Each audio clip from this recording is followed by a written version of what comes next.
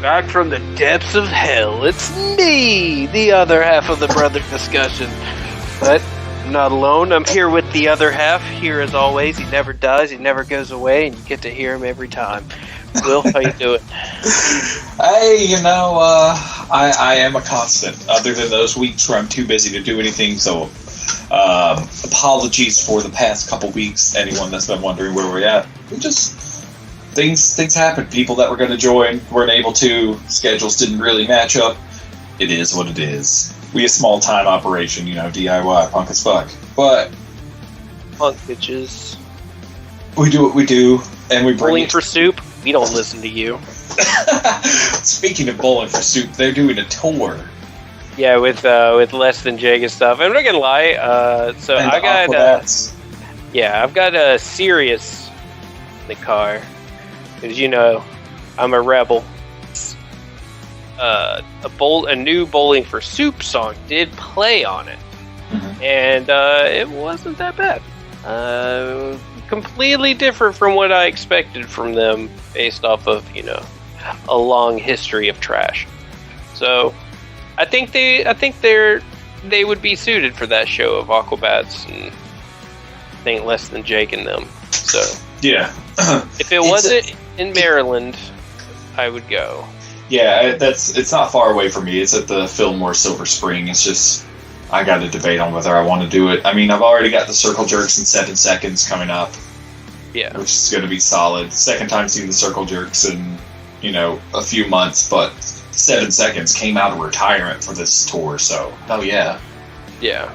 And that right there would be one that I would drive to if I had the ability to have time to. Mm-hmm. Yeah, this one's in. I'm going to the Richmond one at the Broadberry, which isn't sold out yet.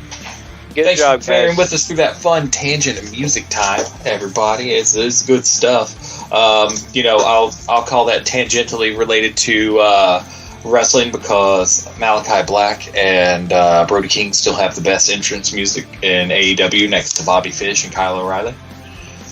Yes. So, yes. Anyone else? Is the usual stuff. But, well, I'll give Orange Cassidy his due, because I do enjoy the Pixies. This is true. But Moxley, he needs to go back to his other one. Wild Thing just doesn't do it. I don't understand it. Now that one, it just doesn't. It's such a disconnect. It's just, I get what you're going for, I think, but it's just I'm not getting what you're going for. It's like I kind of get it, but I don't kind of get it. I'm unsure. Yeah, I don't know. I'm old and scared. I'm old and scared. Old man yells at clouds. So, speaking of Moxley, what do you think about the Blackpool Combat Club? I think it's fucking sick, and I also think this would be an awesome time to put Cesaro in there. Oh boy. Just gonna throw that out there. Oh boy. Because I feel like he would just fit very well for that. Mm-hmm. You put the Swiss Cyborg in there. Yeah. I'm also all about the possibilities of Wheeler Yuta showing up with them, because he would be a good addition. This is true. And also, it's all about helping the young guys come up, so in the same breath that I said Cesaro would be a good fit, it might not in that regard of helping the young talent. Yeah. For sure. But in case anyone didn't catch on, we're going to start with AEW, because, they've been putting on the most interesting TV as of late. So I'm going to go with that. And then they've had the most stuff going on. One, digging William Regal being in the area. And it's making me happy, because he's a fucking genius, and I can only imagine how good the talent's going to be moving forward with him mentoring him backstage. It's gonna be wild. He's gonna get some of these fucking rookies shipshape real quick. The blue blood himself. Mm-hmm. He'll teach you how to wipe your feet on the apron, you losers. there are so few that do the apron wipe. I mean, there's a lot, and some of them do it real subtle and kind of hide it. You don't even realize they're doing it. But the proper 1, 2, and then step through, there's very few that do it.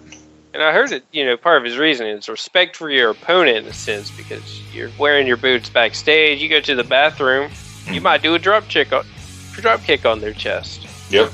Now you just put piss and shit on their chest in a match. It's just rude. It's respect. Yeah. Honor the sanctity of the ring. That's right. Oh yes. But so, like we were saying, AEW's had a bunch of cool shit going on. In the grand scheme of things, I think since we started off so serious, we'll keep going. One of the best things I've seen so far was this past Dynamite with MJF basically telling Wardlow he's on house arrest. Oh, yeah. And then kayfabe, AEW has removed Wardlow from all of their advertising online, etc. Mm-hmm. Like, that is very clever. Very clever. What say you? I mean, I like it. It's good storytelling. Mm-hmm. It's no different than... I mean, to be fair, it's no different than WWE. They do the same shit, and they'll move people from the alumni or whatever like that. But... I don't know. I feel like it just kind of hammers it home that he was a contracted employee with MJF over an AEW talent. Mm-hmm. When he was brought in. So it works, I think, in that regard more than just how WWE would normally do it. Yeah. WWE is like pure, just nonsensical kayfabe. This has more of a tie-in to an overall story for the character. And so I'm all for it, and I'm waiting to see what sort of loophole Wardlow works out. And where that story is going to lead to. Because I guarantee you it's going to go somewhere, and it's going to go real nicely. It could get real mean real fast. So he's a big boy, and MJF is scared to heel.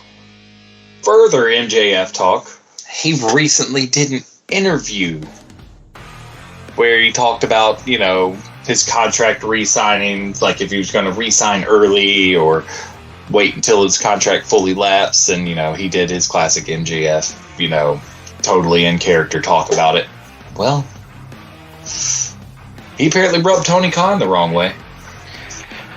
And from what I read, it wasn't as much about the contact or the context of the discussion and what was discussed. Mm-hmm. It's just the technicality which did need to be addressed in terms of talent speaking in a public forum. Mm-hmm. And he didn't get approval from the AEW's PR team to go on the show. Yep. He just agreed to it.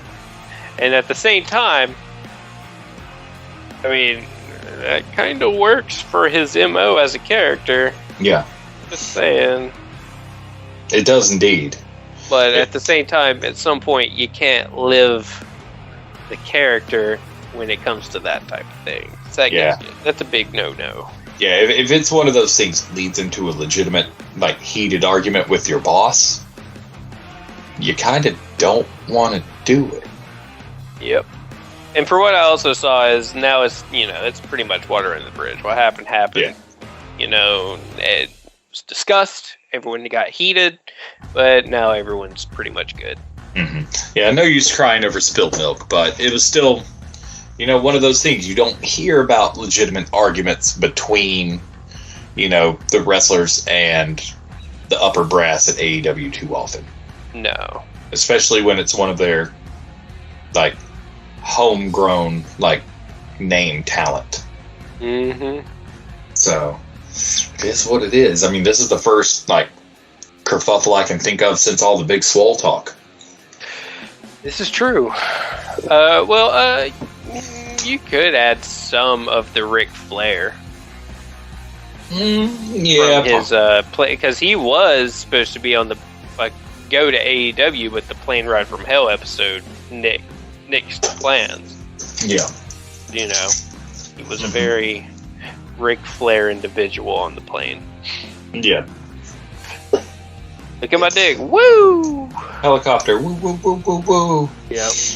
Speaking of, upper brass, or should I say former upper brass, well, I was listening to Talk Is Jericho the other day. I can't remember if it was the Friday episode or the Tuesday episode. Or the Monday episode. I believe it was this past Friday's episode.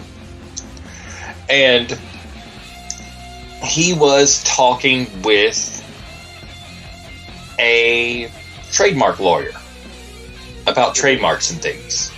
And so organically this popped up like at the start of the conversation. And he just straight up drops, and Cody, who signed with WWE again. And I was just like, whoa, what? Because, we're almost all pretty sure that that's the case, but I've never heard it dropped that sort of, matter-of-factly since all the rumor milling came about. That was the most... Yeah, I didn't listen to it, but you were telling me before the show, and I was just like, well then, that's, makes me think of the Emperor's New Groove meme with John Goodman's character. Yep. Just make that face. I would just put subtlety. I know. It's just like, I was listening to it, and I was like, damn, Jericho, did you give up the ghost? Or do you just not realize what you said? Because I think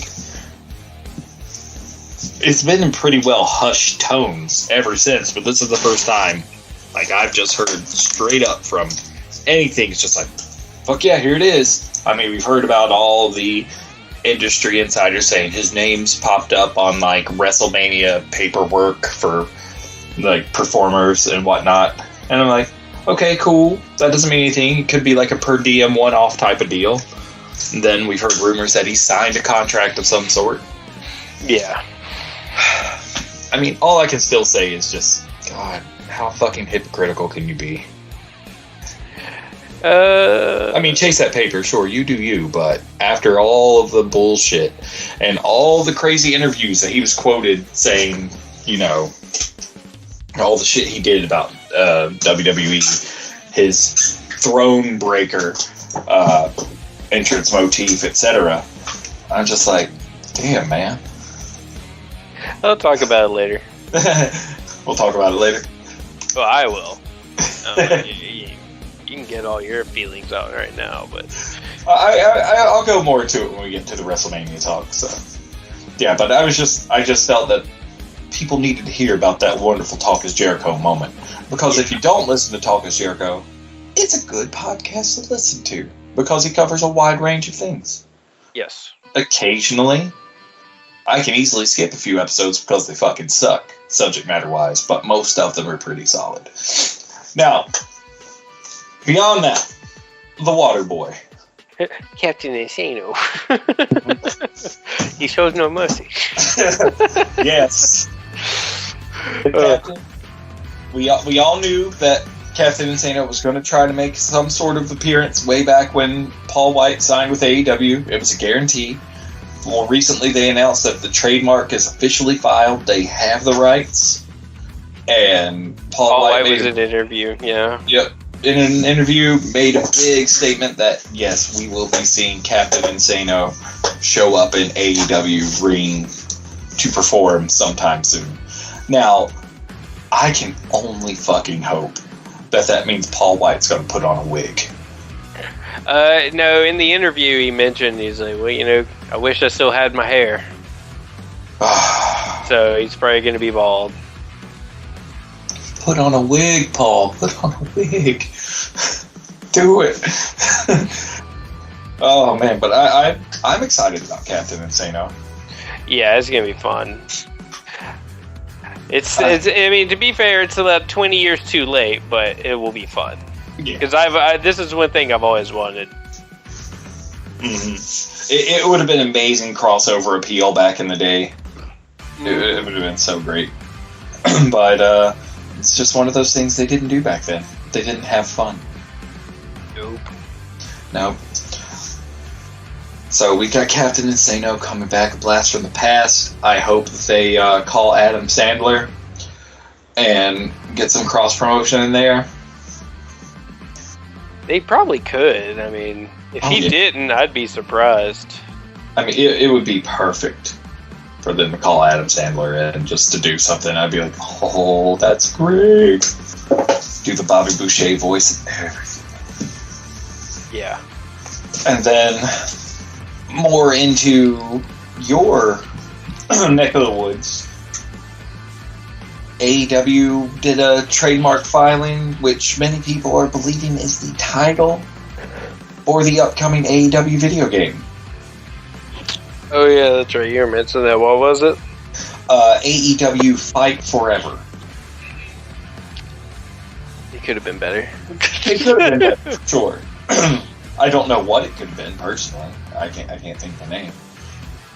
But my question is, now that Cody's left and apparently via Jericho Talk officially signed with WWE, are they going to cut out all the Cody stuff, or are they going to do even better and just randomly change the face on the body model? It's so early in development, they could easily just delete it. Like, this isn't a WWE 2K situation, because as also in the Kenny Omega interview where he talked about the game, it's like, we're not going to be like the 2K games. Like, we can't compete at that level. Mm-hmm. So the more invasive changes like that are probably very low. Yeah. So I don't see it being a problem of being able to remove him. Plus, they're still over a year out, whereas that wasn't really a problem around this time last year with people getting released. It was more of people getting released in October and them requesting, yeah, we need to probably take them out. It's like, we fucking can't. So, not sure. All I know is are those people still in the new 2K? Oh yeah, there's a lot of people like in 2K that's not like there anymore. I can't name anyone off the top of my head. Let me think. I'm playing it right now, and that's why I'm just looking at my Cross, Cole. Yeah, Cross is in it. I don't think Adam Cole is in it. Don't remember seeing him. I would have figured Cross, Cole, Kyle O'Reilly, Bobby Fish. Yeah, Kyle O'Reilly's in it. Then Cole and Fish have to be in it. I would almost guarantee. Because Alexander Wolf, he's gone. Mm-hmm. Big Boss Man, he's gone. You don't say. Yeah, I know, right? Braun Strowman. Yeah. Johnny Gargano, but he was super recent on leaving. Did Drew Gulak leave, or is he still there? I think Gulak's still there. I feel like he was still there. Yeah, I do believe Gulak's still there. Yeah. Fandango. Mm-hmm. Fandango's gone. Grand Metalik, I think, is gone. Yeah, Grand Metalic's gone. Yeah, Grand Metalik is gone. Swerve Scott. Yeah. He's gone. Jeff Hardy. Mm-hmm. Let's see here. I'm surprised Jinder's still on the card. Morrison, Gargano. Yeah. Cross. Kalisto. Mm-hmm. Keith Lee. Kyle O'Reilly. Lana. EC3. Did Lindsay leave? I keep Felt thinking, like someone stayed. I keep thinking Lindsay left, but I think he might still be there too. I that's one of those I'm super unsure of. Yeah. Was Mia Yim on SmackDown, or did she get released? She's still there, I believe. Yeah, that's what I was thinking. I remember she did the Retribution, then they put her solo, and then I don't think they really used her after she had like one big match. Mm-hmm. Murphy. Yeah. You know, if you want to go quotation marks, you could say Mustafa Ali. Air quotes, yeah.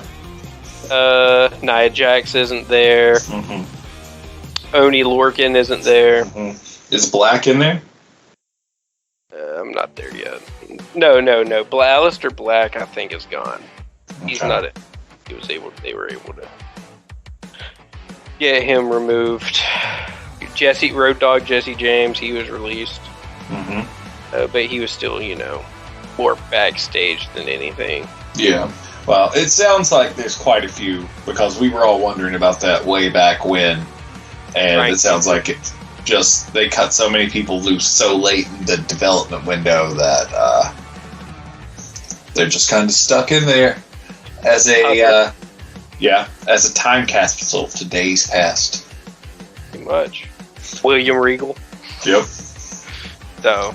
But well, I guess since we're talking WWE, I guess we'll hit the first couple things. First and foremost, since it makes me sad we didn't have an episode the week it happened, R.I.P. to the bad guy. Yeah, it sucked. Again, fell down, was pretty much alone for 3 days, got found, had surgery, and then 3 heart attacks. Oh, God. That's a rough one, man. Yeah. I mean, I still say 100% we need to find time to do a watch along of either the Nitro where they first appeared or that Bash at the Beach 96. Yeah. One of those two. Well, I would say Nitro because the lady and I have been watching WCW pay-per-views recently. So gotcha. I've already watched it. And then we were watching them off and on, like, while I'm working, since I work from home. Mm-hmm. So while we're watching it, it'll just, what Peacock does now is, so if you pick, like, War Games 95, when it's done, it goes straight to War Games 96. Oh, that's nice. So it just keeps going. So we've seen a ton of pay-per-views. So now we're watching Nitro and the pay-per-views in order, because I think it also does that in order. So when you're watching Nitro, when it hits a pay-per-view, it plays the pay-per-view. Oh, that's very nice. Because I don't feel like we select things, but every now and then the pay-per-view is on. So, fun fact. Very nice, very nice. Peacock trying to make up for how long they went without any back catalog. Yep. I think we're in 90. I think we're in 96, so we're on our way back to Bash at the Beach. Gotcha. You've made it through those rough first couple years of Yeah, we're past the Legion of Doom. Dungeon of Doom. Yeah, the Dungeon of Doom. Yeah. Sorry. And the Yeti. Oh my God, the Yeti went from the Mummy to his like ninja persona. Yeah. Oh boy. Oh man. But still. Goddamn, what a loss. Fucking Razor is gone. Mm-hmm. It'll never be the same. And, well, on other things, Triple H officially said he is retired from in-ring performing. I don't put it past him. Fucking goddamn heart attack. Yeah, same sort of deal. Heart problems. He's like, nah, man, I'm done. In his case, I'm gonna go ahead and say roids are a hell of a thing. Yeah, probably. Yeah. That's what took out Eddie Guerrero too. Took out a bunch of them, but I'm glad he's stepping away in that regard. I'm still wondering what they're going to do, if he's ever going to come back and actually run anything, or if they've completely phased him out and he's just gonna, be a family man. I would say, honestly, just go be a family man. Go home and be a family man. You got beat by Guile. Yeah. Because NXT 2.0 is not your baby anymore. No. It's You're taking care of a stepchild at this point. No offense to anyone who's a stepchild. That's not what I mean. But you know what I get. You know where I'm getting at. I know where you're going. It's changed from what it once was. Yeah. Yeah. Other retirements, or supposed retirements, I've seen conflicting reports, but Dirty Fandango. Yep, he's going to be retiring soon if his recent tweet is anything. Well, he tweeted and then he deleted his Twitter. Yeah, it's odd. I'm not sure because, one, I read an article saying it was, and you sent me that post and said you weren't sure if it was real or not, and then... I still question it because... Yeah, he just did a part of the Crockett Cup tournament, so I was just like, okay. I still think it's more of a work for control your narrative. Mm-hmm. Because it falls in line with what they're trying to do. Yep. So. Yeah, and... I'm sorry, but that thing's going to crash and burn. I have the worst feeling that it is going to tank so hard and ruin the reputations of so many people. Because we have slight connections with people involved. I mean, very slight. I want it to be successful in a way, but at the same time, with all the rumors about the reasoning for some of these people being there and creating this, I'm just like, part of me doesn't want to get behind it too much. You know what I'm saying? Oh, yeah. But at the same time, I'm like, woo, more wrestling. But then I see their list of rules, I'm like, come on, man. You can't say there's all this freedom and then ban things. Yeah, dude, it's like, control your narrative. Well, my narrative is I only do super kicks and tope suicidas. Well, you can't do that. But you said I could. You're controlling my narrative now, bro. Yeah, dude. I don't know who the fuck you are. And it's literally just like a big spit in the face to indie wrestlers. Yeah. Like, yeah, they do those in a pretty good abundance, but I mean, come on, man. You are now an indie wrestling company, regardless of what you want to say. At best, you're regional, probably, or so. Mm-hmm. At best. Yeah. It doesn't make a lot of sense, does it? But we'll keep everyone appraised on how that promotion goes and what comes of it. Yeah, if depending on how much pro wrestling TV is, I might get it. Mm-hmm. Just so I can watch it, and if it sucks, get rid of it. Unless there's something, really interesting. Yeah, something substantial on there, like, I don't know, fucking old XPW, get weird with it. Yeah. No, if they have UWF, oh. I will keep it all the time. Oh, man. Turby Adams and his canary yellow boots all day long. Now, again, we're hitting up stuff we missed over the past couple weeks. The other thing, Shad Gaspard, who we all know passed away last year, was it? Yes. Yep. He's the unfortunate riptide accident, which... Trying to save a life. He saved a life, but lost his own. Yeah, fucking terrible. Mm-hmm. Real hero. Yes. But he's getting the Hall of Fame induction and the Warrior Award. Yep. Which is very nice. It is a good shout out to him. It is. And I approve. I approve. Also, getting into the Hall of Fame this year, beyond the earliest announcements that we talked about weeks ago, the Steiner brothers. That's right. I'm surprised they got Scott. I mean, they're going to have to put both of them in there. I think, honestly, the nephew's what done it. Probably. Mm-hmm. But at the same time, from what I heard, is if Scott didn't want to, they would have done Rick by himself. I see. So, I mean, it was just, if they were going to do it together, Scott had to be on board. Mm-hmm. All I'm saying is, I'm happy because I always liked the Steiner brothers. Yes. And that was one thing that made me the angriest of anything during the Monday Night Wars was when the NWO drove the wedge between the Steiner brothers. Yep. Now, I enjoyed Big Papa Pump, But the Steiner brothers will always be the superior Steiner version. Yeah. Always. Math promo be damned. And I know that's controversial for some because that is an amazing, amazing promo. But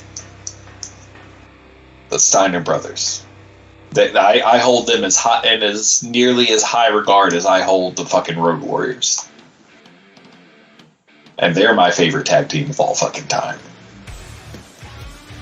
So that says a lot. Mm-hmm. So. I found a graphical glitch in this game.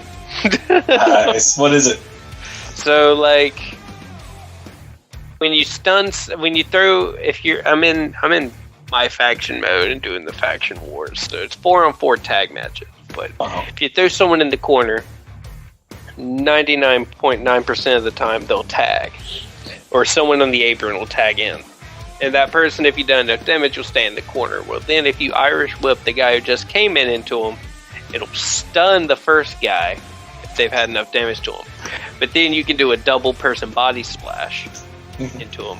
When you do it, the first guy will fall over kind of to the left, but then the other guy kind of falls forward, and the game doesn't know what to do with him. So, like, I just did Johnny Gargano, and he did like a 360 rollover flip into the floor, and it just looked hilarious. And it's done it like 5 times in a row, so there's obvious little animation issue there. Oh, 2K. Let's take a couple years off to fix all our problems. Come back with the same problems as before. No, not even close. The game, like, let me just say, alright, I honestly was not going to get this game at all until I saw reviews, and then I ended up getting it release day. So I'm a fucking loser. So, the game play itself, not dog, it's solid. Now, here's the kicker to that. It's solid in terms of playing against the computer. Alright? If you're playing online, it's too simple and easy to exploit. And by that I mean, you saw the video I sent you of me winning a 2 out of 3 falls in 30 seconds. Oh god, that was ridiculous. Was that an online match? No, that was a story mode. Okay. Still against the AI, but everyone online uses that button mashing method. And it can be used for pins, or it can be used for submissions. So if you can't do it, you just can't win. There's no point in even trying. You'll just get, and most people now don't play with submissions because it's too easy to exploit. But when you do that, if you got 2 people who can do these pins, you've got an hour and a half match and about 50 finishers before it ends. It's just who's going to get tired. Whose arm is going to get tired first? That's it. So it's good from just playing casually and not trying to do what I did. I'm just trying to speed the process up because the game is a grind. I'll talk about that in a minute. But if you're just playing the game for fun, you're just playing the AI, yeah, nah, dude.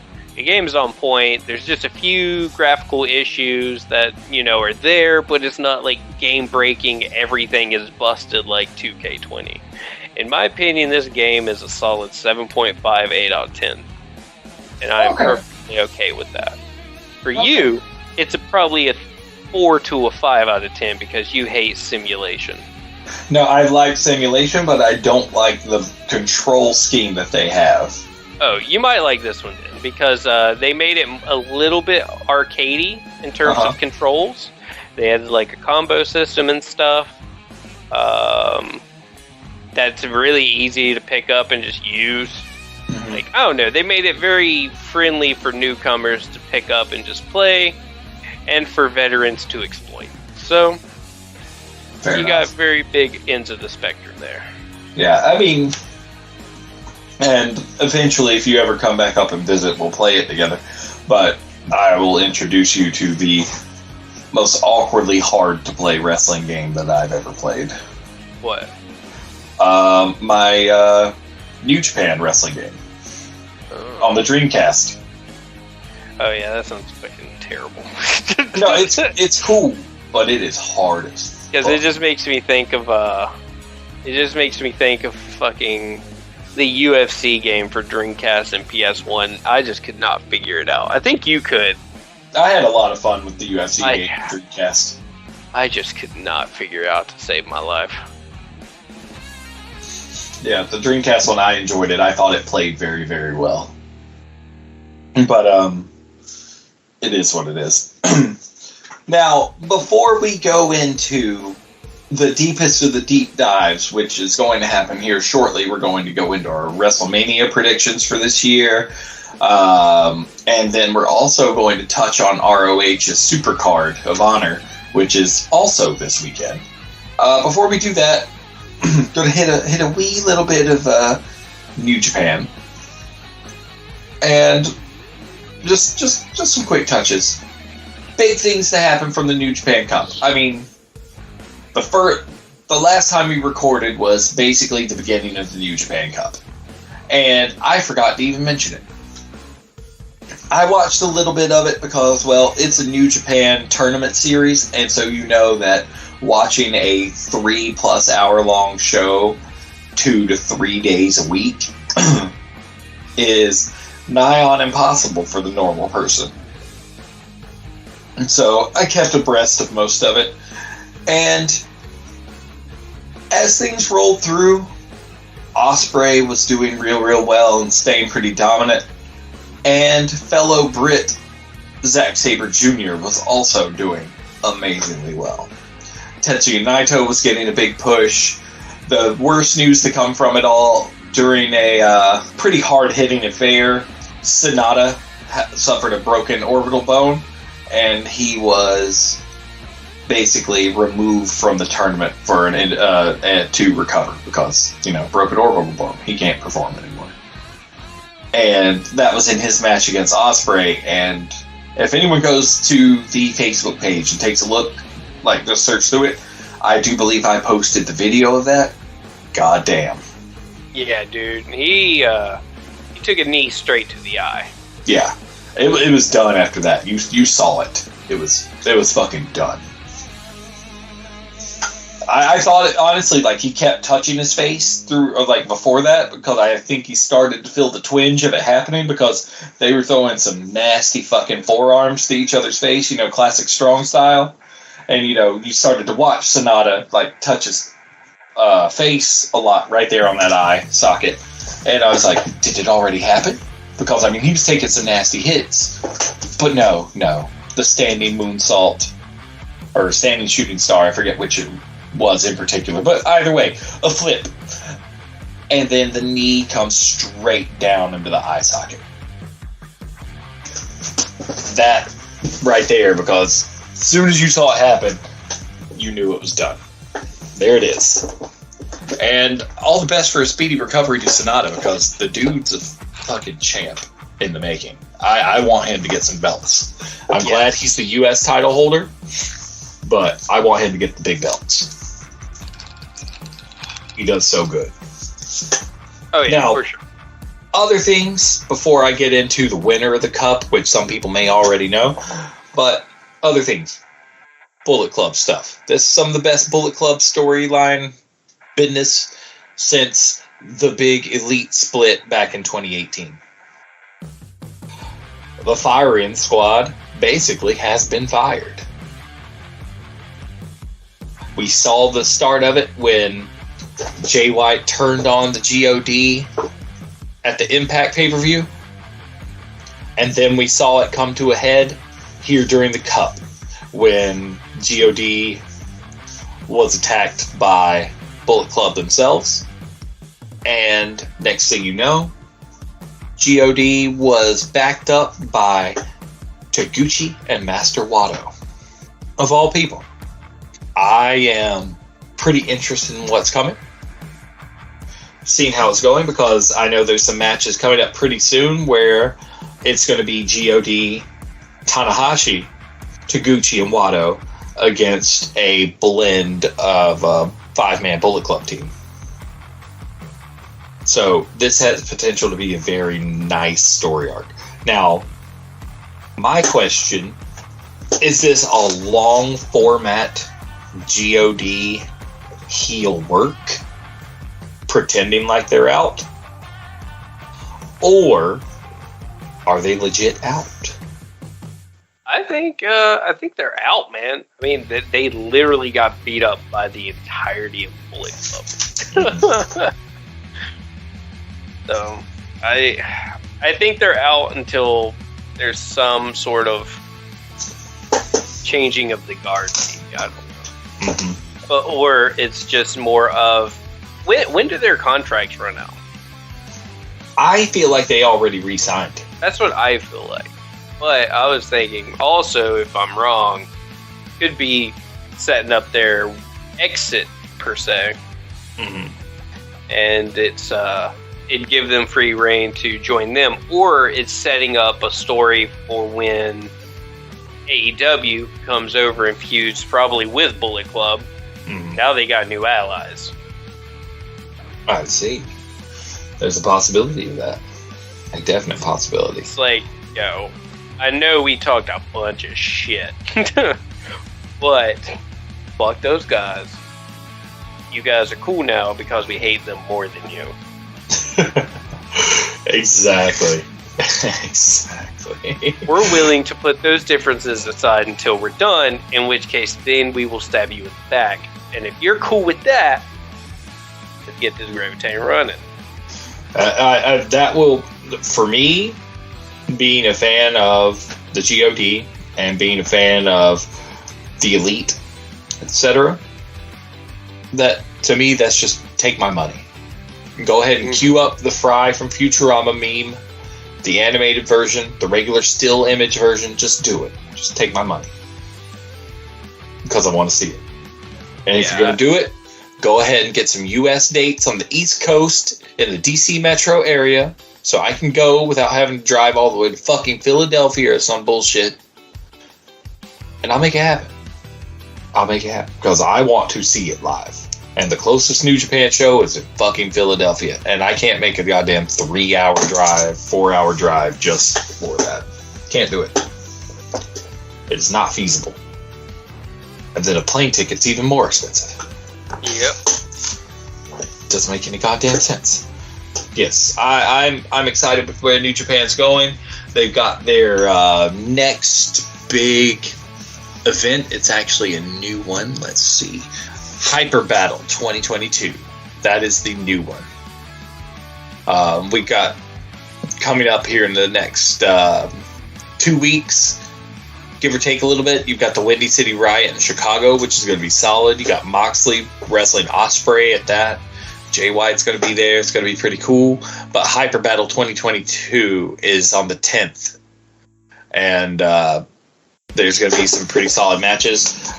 The big one comes from Zack Sabre Jr., who was the winner of this year's New Japan Cup, making him a 2-time New Japan Cup winner. And I'm super happy that Zack Sabre Jr. won because, I mean, even though he's a 2-time winner, and it sounds wrong to say it, it is rare that someone who specializes in technical submission wrestling gets that kind of a win. That's one thing I do like about New Japan. They do let, varying wrestling styles exist and seem valid. And Zack Sabre Jr. is one of the best. And he has match for the title against Katsuchika Okada at Hyper Battle. So, will he walk away with the belt? Odds are no. There hasn't been enough build yet. No. But do I want him to? Hell yeah, I do. Because I want to see how him winning that belt builds a feud between him and Ospreay that much more. But my thoughts and my theory on how it will actually work out if he's going to get another title shot beyond this one is Ospreay is going to win that belt from Okada at some point, and then that's when the Ospreay and Zack Sabre Jr. feud is really going to kick off. What say you? Yeah, it's fine. It's fine. It's fine. I haven't put that much thought into it.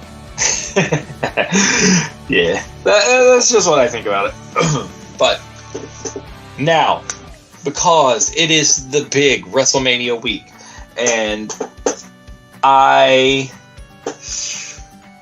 am still super not about this WrestleMania. Just looking over the card, I'm just like, God damn.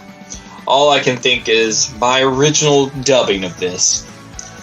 I still believe this is Wrestle-lame-ia. So, we're going to do our predictions. We'll start with day 1, roll into day 2, and then after that, we'll wrap everything up with Supercard of Honor predictions. Day 2 being the most matches on the card, day 1 seems to be pretty light. So, you ready? Yeah. Alright. We'll start at the bottom. Now, this one, not sure if it's going to be an actual match. It seems like it's just going to be the KO show, but I'm going to pretend it's going to turn into some sort of match business or something weird. Just because I can't make heads or tails how they've really tried to book it. Stone Cold and Kevin Owens. It's going to be a match. It's going to cap off Saturday. Okay. So, Well, who going to win? Stone Cold. Stone Cold? You're not going to pay him that much money to come in to lose. This is a big deal. I agree. I mean, I wasn't going to go against Stone Cold anyway. It's just, you know. No, if it's the Battle of the Stunners, the original will win. Yeah, the originator of the stunner is going to stun the fuck out of Kevin Owens. I mean, if they really want to make the Rattlesnake look like a badass and put him in his place, just fucking have him roll in, drink a beer, kick him in the gut, stun him, and walk right back out. But yeah, it's supposed to. The current notion is that it will be the main event of Saturday. So the women's title match may have just got knocked down a peg. Yeah, the way it was listed where I was reading the card, it is the opener. Yep. But we shall see. I mean, the KO show could be the opener, and then it sets up the match for the main event. Very true, very true. All right, next. Charlotte Flair versus Rousey for the SmackDown title. Flair. I'm not going to vote for Flair. I'm going to go Rousey, even though I'm probably going to be wrong. But I'm going to mark it down. It just doesn't make sense to let her win. Both of them are highly bankable, and I agree with you. But I just really don't like Charlotte, so it's one of those things where I'm just going to vote against her just to vote against her. That's fair. I mean, I don't blame you. I hate Charlotte as well. So I'll change mine to Rousey. But just know that chances are it will be Flair because it just makes more sense from a talent standpoint. Undoubtedly. Yeah.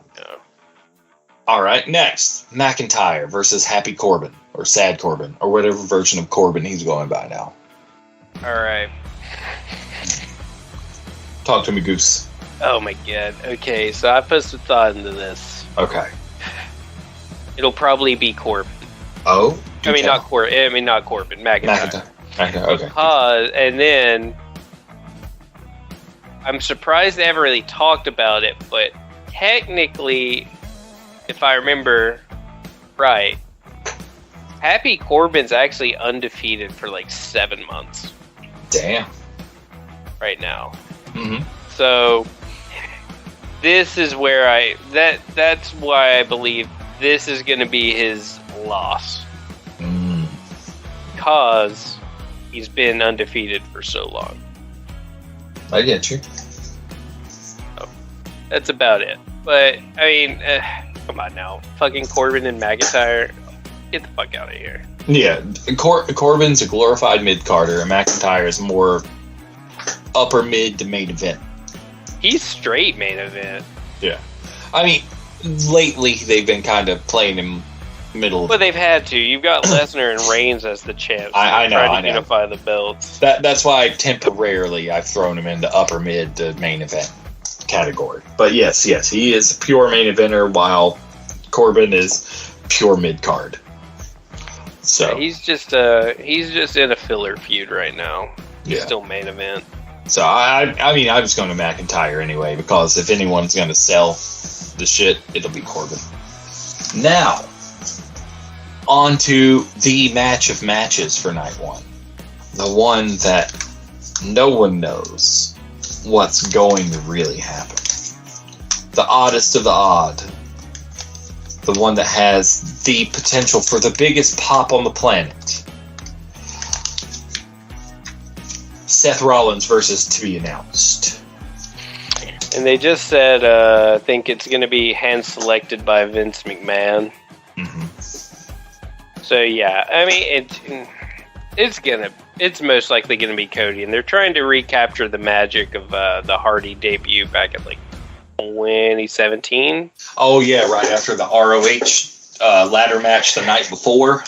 Yeah, and it's not going to hit that because the Hardys literally were a surprise. There was no contract discussion to begin with, or the news articles that they left a contract or anything like that. This is nowhere going to hit that level of pop. No. In my opinion. And plus, I mean, everyone's already calling it. Yeah. It's like, come on, dude. So, with that said, it will probably be Cody. Yep. I will still mark out because I do like Cody. I do too. But it's going to be a tainted mark out. But if they, and this is how I feel, he's just going to be a flash in the pan, quick rating boost. He'll be in some good feuds for a little while. Give him a year tops.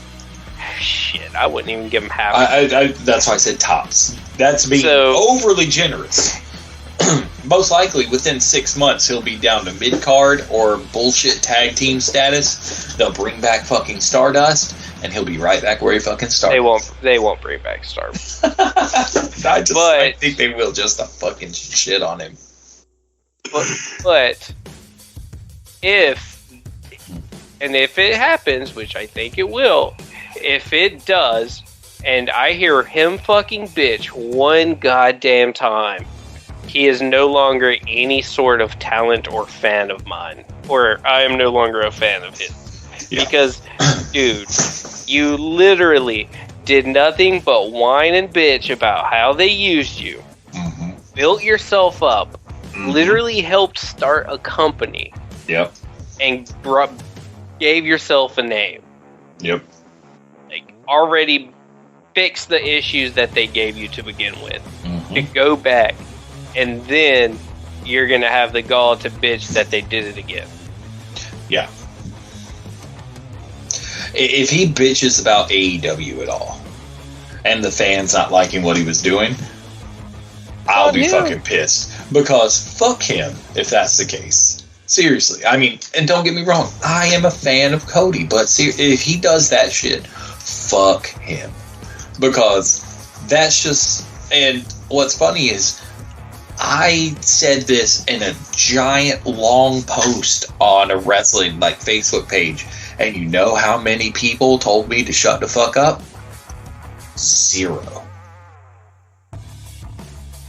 Yeah. I actually got people complimenting me on the way I put it together. This argument. Because I laid it out point by point. Where Cody, when the going gets rough for him, he dips. Yep. And, we all enjoyed him when he was Cody in WWE, when he was fucking Stardust. I enjoyed him as Stardust. I liked Stardust. I enjoyed him as the beautiful Cody Rhodes. It didn't bother me at all. I liked him. But yes, he was being misused, and I understand why he dipped out. When he went to ROH and did his New Japan run, that was the best Cody's ever fucking been. Yeah, I can agree with that. When he came to AEW, that's when he started to let his ego take over. He talked about doing the work all the time, but he stopped doing the work. Yeah, he started to think... he cruised. Yeah, he started to think, I know more than the fans. He pulled a Vince. Yeah, he doesn't know more than the fans. We knew it was time for him to do a character change, and we fucking told him through the boos and everything else. But no, he refused to do it. He wanted to try to create his Neo Hulk Hogan vitamins and prayers bullshit. It went over like a fucking lead balloon. And what'd he do? He left. Paul went home. He left. He couldn't fucking handle it. He left. Now let's see what happens. But if he disparages AEW at all, he's a fucking hypocrite. Period. Yeah. I mean, will I get rid of my Cody Rhodes Bullet Club shirt? No, because I'm trying to collect all the Bullet Club shirts. Or Bullet Club member shirts, mind you. Will I wear it anymore? It's highly unlikely. Yeah, I'll probably leave my patch on because I still just like the patch. Mm-hmm. But yes, if I have a feeling that if he does debut, which he is highly likely to, he's going to get the win. Yeah. Oh man, it'd be so fucking hilarious if he lost. They wouldn't do it though, and they're probably gonna. And from what I hear, is they're gonna try and make it literally his AEW entrance. Oh god! So he'll be coming up through the middle. He'll have the same song. He'll have the same wrestling gear. They want that visual impact, and that's the best way to do it.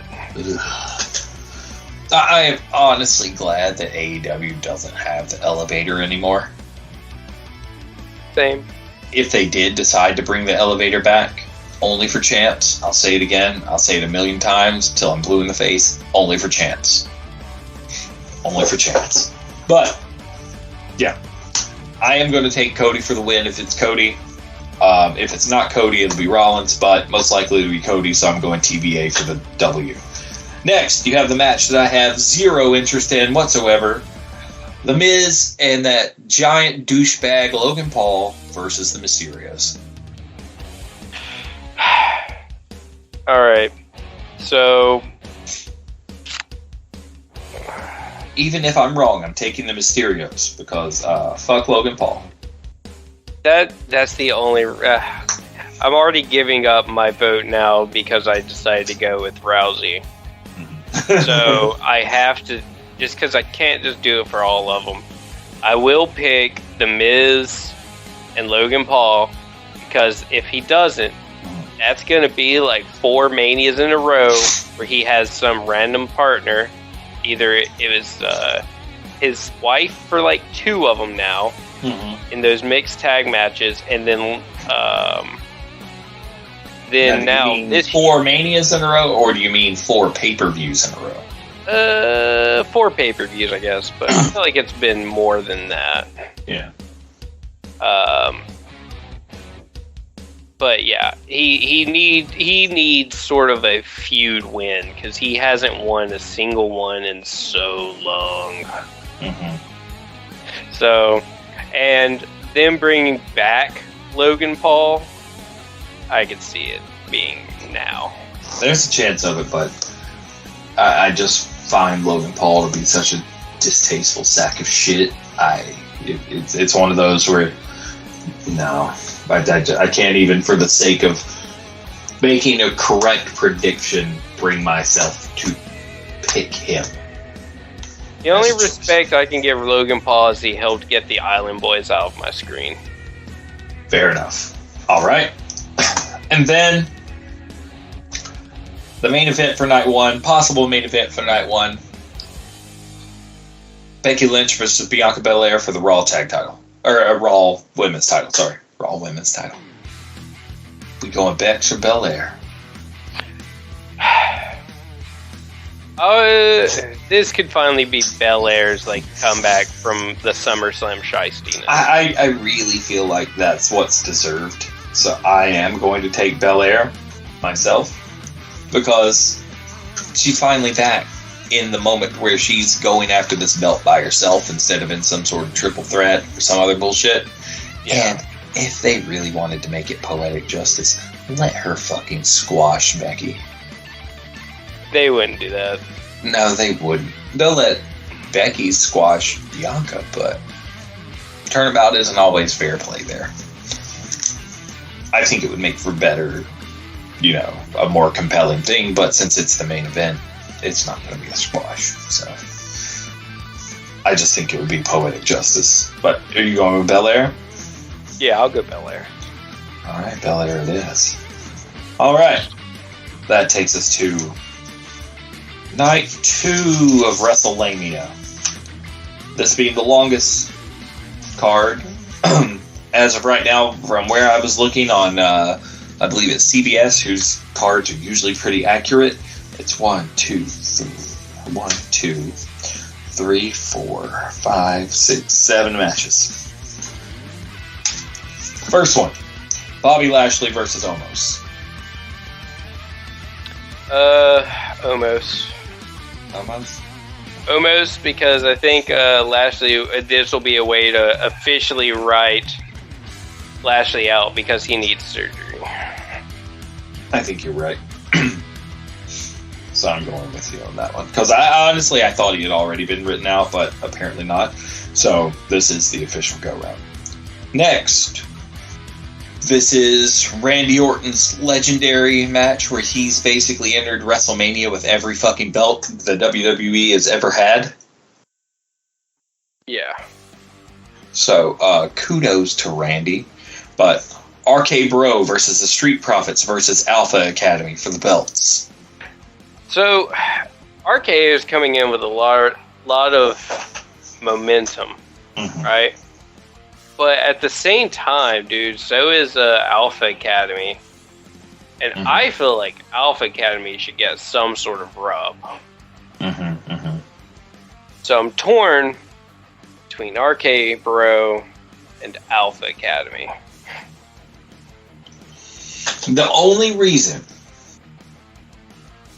that I don't think Alpha Academy will do it, and this isn't a slight for their talent or anything like that, or the push that they're getting, is solely based on Orton's record for these belts coming into the event. Yeah. That's the only reason I think RK Bro will keep it, but at the next pay-per-view, they'll probably drop it. I myself am going to say RK Bro retains, just to call it a reward for Orton being the only person to have done this so far. Yeah. That's fine. I'm fine with that. Okay.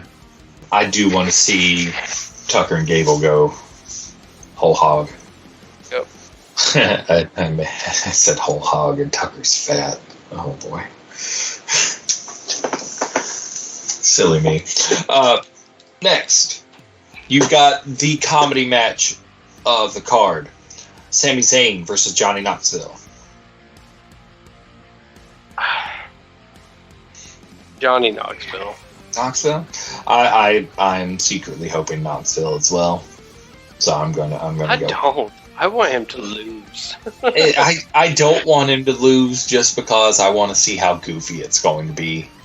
And I mean, yes, it's kind of shitting on Sami Zayn, which I don't want to do. But at the same time, I think secretly Sami Zayn would be, like, as a person, not as a character, would be like, that's funny as hell, I like it. You know what I mean? No, he just needs to lose. But I'm still going to go with Knoxville myself anyway. Yeah. All right, next. Pat McAfee versus Austin Theory. Pat McAfee. Austin Theory. I am right there with you because Theory made it pretty long in the elimination chamber. We all knew he wasn't going to win because Brock was there. But McAfee, being the surprise hit that he is in matches, has kind of become one of those, we'll pull him in to enhance people we really want to put over. Yeah. That's kind of the way I see it. And Theory, I think, while popular, I think it'll be a good rub. So I'm going that same route. Next is the match with all the fucking people in it. Queen Zelina and Carmella versus Naomi and Sasha Banks versus Rhea Ripley and Liv Morgan versus Natalya and Shayna Baszler. Banks and Naomi, most likely. That's what I'm thinking as well.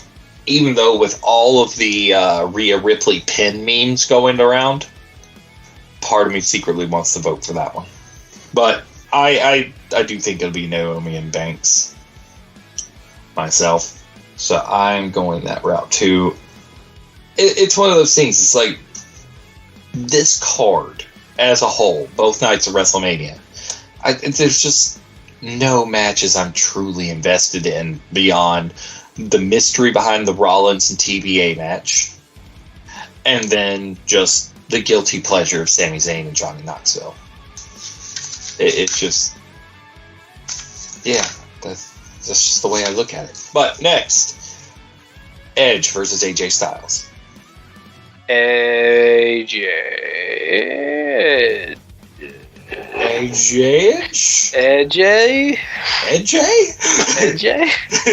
I don't. That's a hard one to call because like Edge has had his WrestleMania moment. AJ Styles has had their WrestleMania moment. They both make people look good in the ring. Yeah, because both of them are fucking.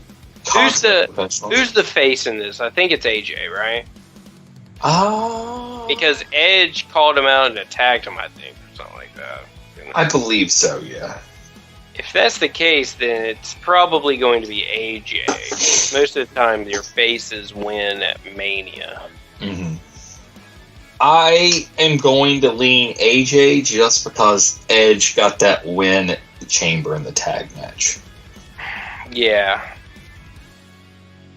That's the only banking I've got on it because, like I said before, like overall, this Mania has had very little to get me invested in it because it's another dip in the well, and that brings us to the main event of Reigns and Lesnar. No matter who wins, I lose. That's gonna probably be Reigns. I know. I mean, to be fair, I would prefer it to be Reigns. So if it is, I'm not upset. Just so I don't have to choose, I'm saying DDQ. What? Double disqualification. No, they're going to be unifying the belts. That can't happen. I'm still going to do it because I don't want to pick either one of them. That's fair, I guess. But yeah, it'll probably you be are Reigns. Probably correct. I will say that you are probably 100% correct. And but there's image leaked or floating around of a new belt with like a blue streak in it. Mm-hmm. And people are saying that might be the new title belt after the unification. Mm-hmm. And I mean, it makes more sense to have Roman Reigns, who's your longest reigning champion forever, to get it. Yeah. More so than the part-timer. And it's truly the battle of the two who have beaten The Undertaker at Mania. Yeah. So, I mean, if it's those two, you got to do the young blood as well. So you're going. But I could see this as being a time that one of the Usos could turn their back on the family. But at the same point, what's the reasoning? Why would you do that? But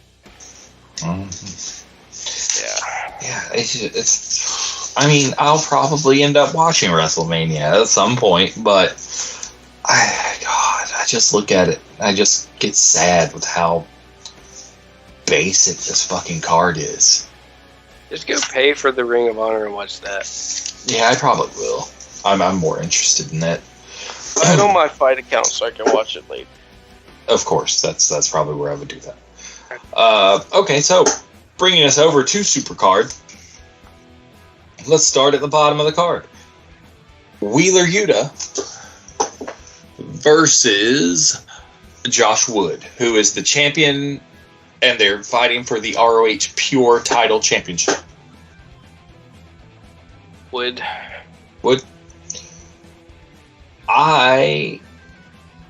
believe it will probably be Wood because he already had it, and this will be a good reason or a good way for them to put over the ROH talent since Tony just bought the company. If they put Yuta over, it'd be kind of subtle slap in the face.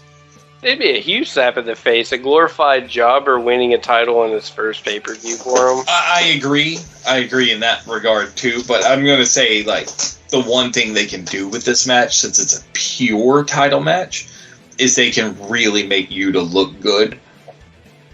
For, as we were talking about earlier tonight, the Blackpool Combat Club. That's true. Because he's already about it, because we remember when he went for the handshake with Regal, and Regal smacked him in the face, and he fucking bucked up to him. He didn't back down. Yeah. And then just this past week where he told Trent, he's like, I'm not out to be best friends. I'm out to fucking be the best wrestler I need to be. And dipped out. I'm like, I like it. So this could be a way to really, like, sell him as, like, doing the work. You know what I mean? Yeah. But yeah, Wood's definitely going to win. If they put Yuta over, it'd be a super shitty move. Next, for the interim ROH Women's World title match. Willow Nightingale versus Mercedes Martinez. So they couldn't get Purrazzo? I don't think they could get Purrazzo, no. That's fair. I could see Mercedes. I think it would be a good idea to have Mercedes more on an ROH standing than an AEW, just because the AEW women's roster needs a little, like, trim. Yeah. And, well, I wouldn't say trim. I would just say her story ran its course. That's also what I was going to follow up with. Is like her story with Thunder Rosa and everything. It's pretty much done. I mean, sure, bring her in from time to time. Let those two have tag matches against people. That'd be cool. But let her work more ROH and really get some, you know, shine. You know what I mean? Yeah.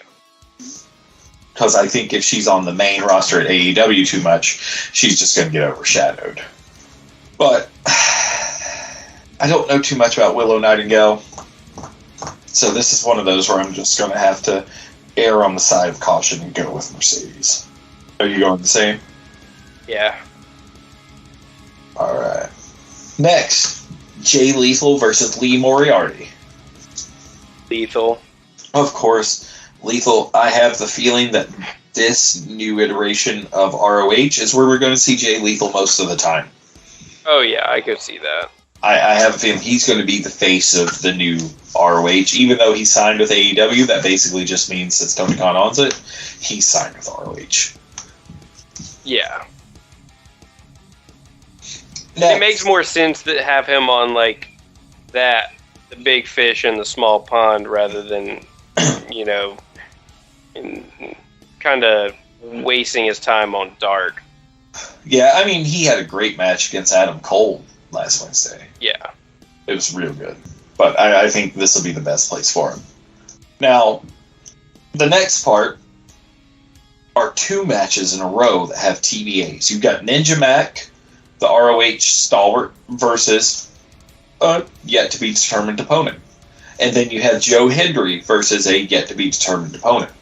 Now, do you think this is somewhere where Tony Khan might debut a new signee?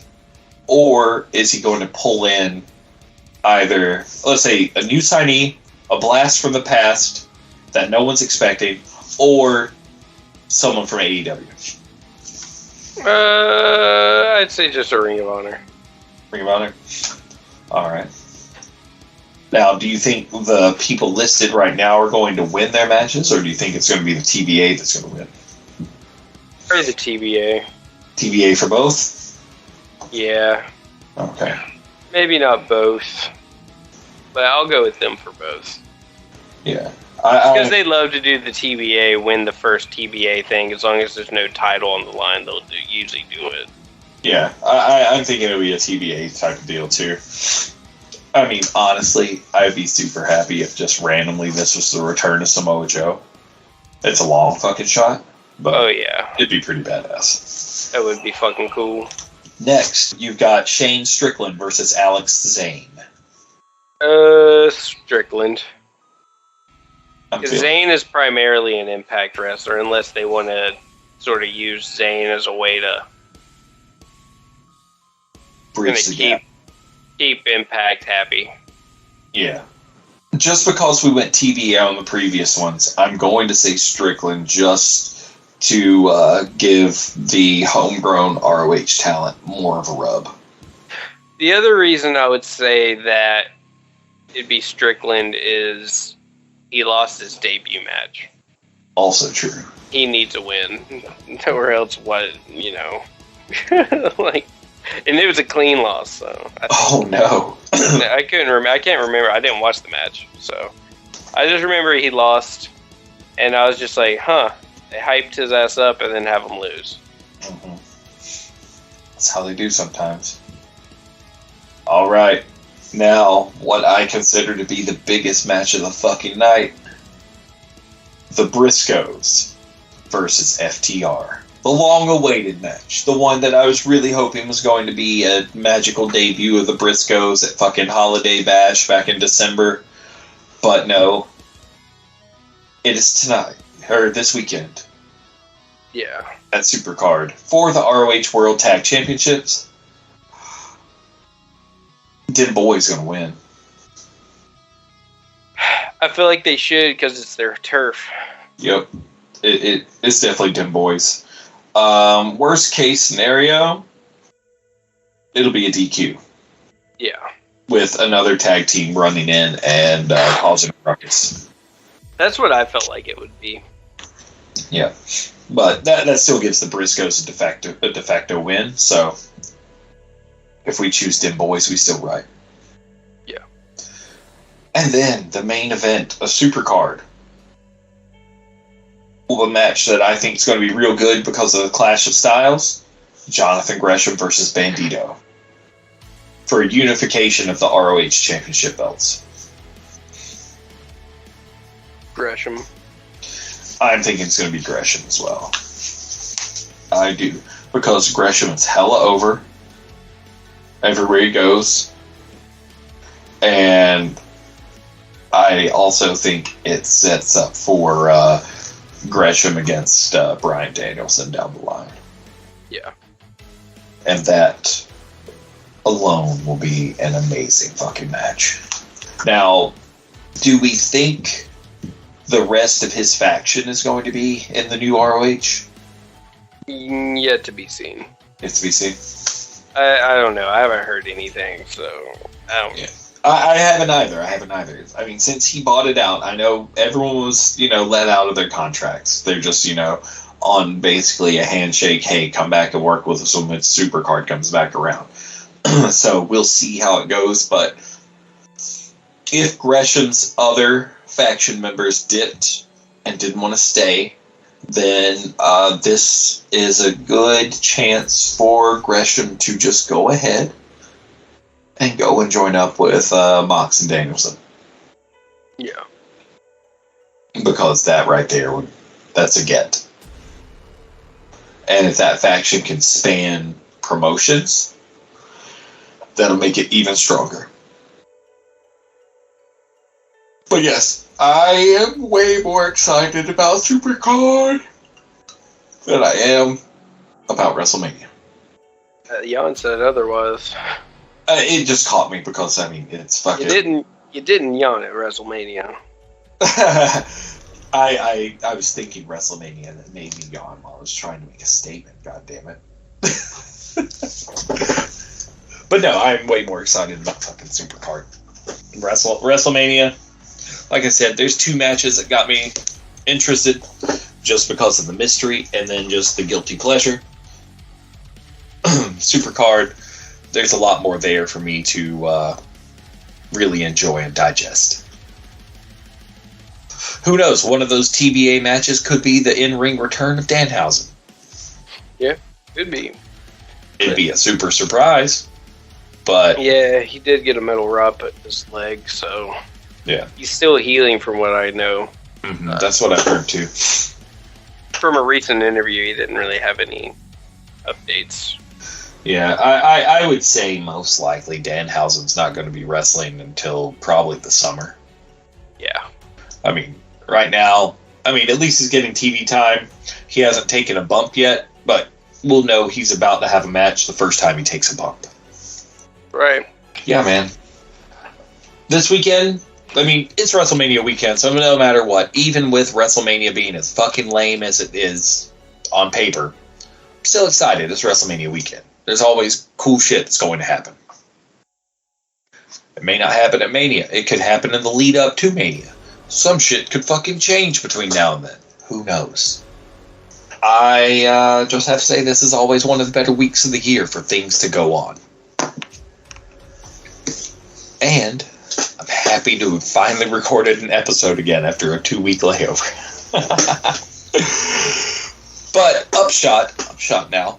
I do have a possible lineup for a guest. I might not be next week, but probably the week after, who is actually going to be at Mania this weekend.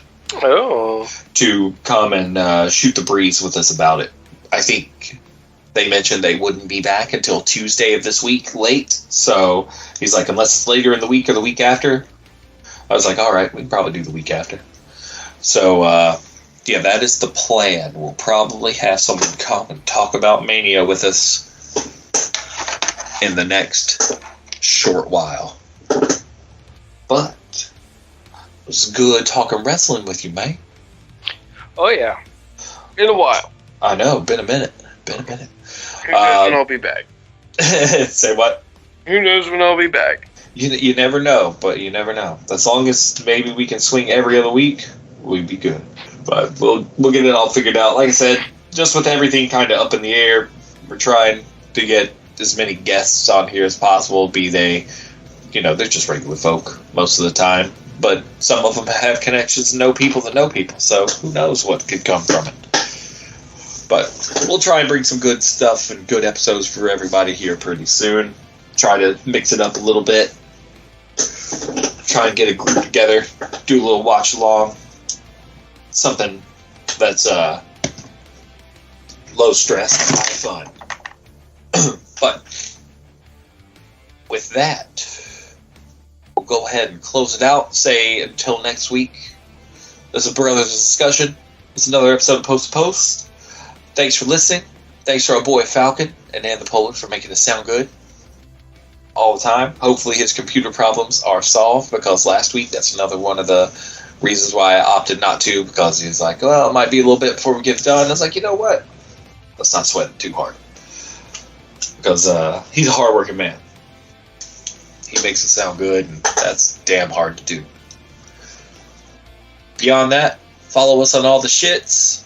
Facebook, Instagram, Twitter. We're there. All the links that you need to follow will be in the episode description. Shoot us an email if you like. Tell us whether we suck or not. If you want to be on the show, I don't give a damn. Ask. We might be able to make it happen. But, sell yourself. Make sure you're interesting. We need lots of dick pics. Grayson needs lots of dick pics. He collects them. He has a portfolio. Dick pics. I do have a portfolio of dick pics. It's his D-folio. Yeah.